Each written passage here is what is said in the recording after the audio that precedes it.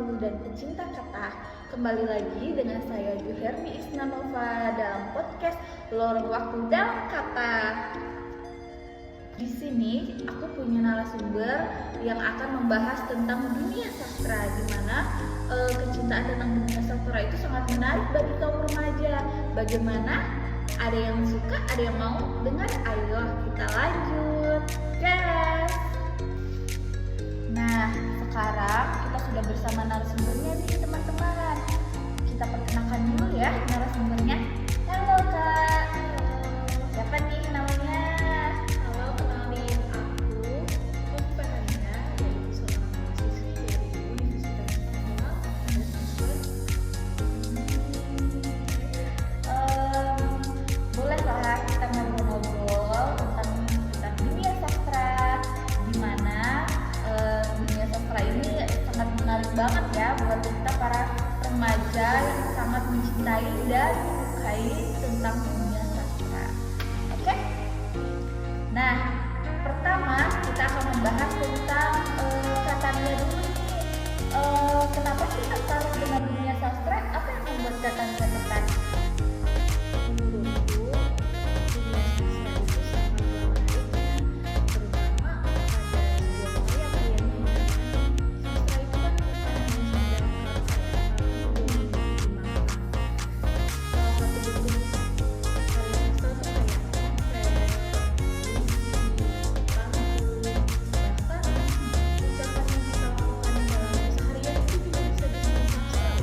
Wah, benarkah?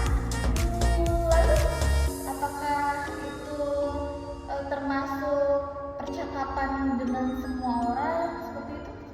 termasuk karena sastra juga mencakup kebudayaan, lingkungan, sosial, bahkan politik. Hebat juga ya, wih, keren deh. Dan kita lanjut ya guys ke pertanyaan kedua. Jadi di dunia sastra ini menurut Kak Tania, apa kesulitannya? Jadi menurut Kak Tania, kesulitan apa yang Kak Tania hadapi ketika terjun di dunia sastra? Untuk kesulitan sih banyak ya, terutama itu dalam membagi waktu. Karena di sini sendiri saya berkuliah sembari bekerja. Membagi waktunya agak cukup sulit karena waktu untuk membaca sebuah karya sastra itu tidak hanya bisa satu kali ya, karena sebuah karya sastra itu harus dibaca berkali-kali untuk memahami makna. Keren ya guys. Ingat loh, kalian juga seperti itu harus membagi waktu dengan balance. Oke. Dan kembali ke pertanyaan ketiga. Menurut Kak Tania, tantangan terberatnya di dunia sastra apa sih? Tantangan terbesar itu konsistensi dan semangat. Karena dalam belajar sebuah sastra itu membutuhkan konsentrasi dan konsistensi.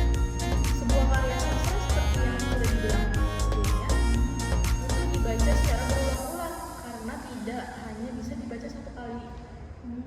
Jadi harus dari hati yang terdalam, membacanya juga harus fokus untuk memahami makna yang ada di dalamnya. Kita juga bisa menganalisisnya dan juga bisa relevan dengan kehidupan sehari-hari. Wah, itu bener banget teman-teman. Aku salut deh sama Kak Tania.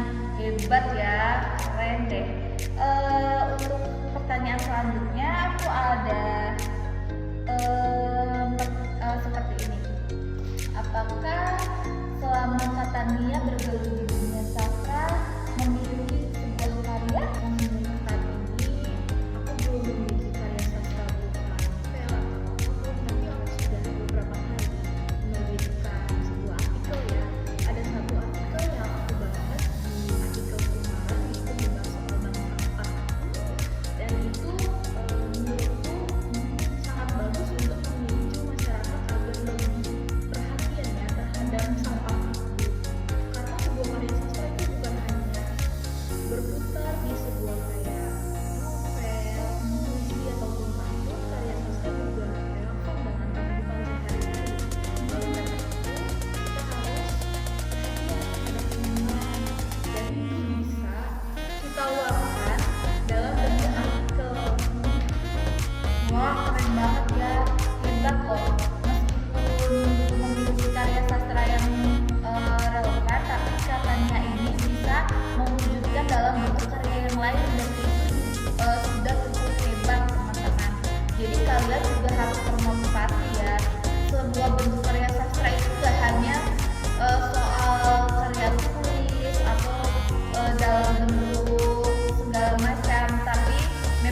banyak banget cara untuk membuat sebuah karya, oke? Dan pertanyaan yang terakhir nih katanya, apa kamu punya solusi untuk para remaja yang mungkin mereka itu kurang berminat dalam dunia sastra? Bagaimana? Menurutku di zaman saat ini remaja itu kan kebanyakan yang dekat ya dengan media sosial seperti Instagram, TikTok, atau apapun. Pendekatannya bisa dilakukan dengan disesuaikan dengan dunia mereka. Seperti misalnya video podcast ini bisa kita salurkan lewat TikTok atau YouTube agar mereka bisa melihatnya. Dan juga menunjukkan minat mereka melewati film-film, karya sosial novel, atau buku dalam. Itu bisa menunjukkan minat Apakah kamu sendiri punya planning untuk masa depan di dalam dunia sastra ini? untuk planning tentu tidak ada karena kita ini anak sastra ya. Tentunya kita akan terus berproses untuk menghasilkan karya sastra. Tapi seperti yang sudah dibilang sebelumnya, sastra itu bukan hanya terbatas pada layar di novel ya, tapi juga akan menerapkannya dalam kehidupan Oke, itu dia teman-teman obrolan santai bersama Kak Tania. Kita dukung terus ya Kak Tania supaya dia lebih mengembangkan segala ilmunya, bermanfaat buat kita juga atas sharing-sharingnya. Kita juga bisa belajar dari apa yang Kak Tania tadi sebutkan. Jadi buat teman-teman semua yang mungkin agak kurang berminat dengan dunia sastra, sebelumnya menjadi lebih berminat lagi, karena dunia sastra ini sungguh menarik sebenarnya teman-teman kalau kalian semua mau mencoba, karena segala sesuatu itu diawali dari hobi. Pertama bisa kalian awali dari membaca, mungkin kelihatannya sepele, tapi ketika kalian membaca itu menunjukkan minat yang sungguh tidak bisa ditebak ya teman-teman, sampai kalian mungkin termotivasi untuk membuat karya sastra sendiri atau bagaimana, seperti itu ya. Dan sekali lagi aku ucapin terima kasih banget nih buat Kak Tania karena udah mau hadir di podcast